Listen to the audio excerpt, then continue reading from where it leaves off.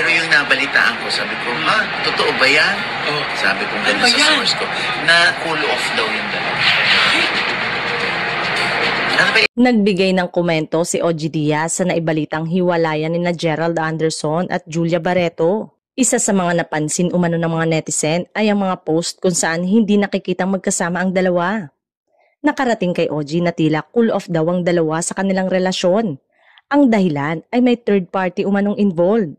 Dagdag pa niya, nasabi raw ng kanyang source na tanong mo na lang, OG, kung cool off sila, may third party daw. Bagamat hindi pa kumpirmado ang balitang umamin si OG na may mga impormasyong nakarating sa kanya tungkol sa posibleng pagkakaroon ng third party. Sa kabila ng isyong ito, sinabi ni OG na mahal pa rin daw ni Julia si Gerald. Nilinaw naman daw ni OG na hindi pa ito kumpirmado, hindi po yung kumpirmado ha, na balita lang yan sa akin.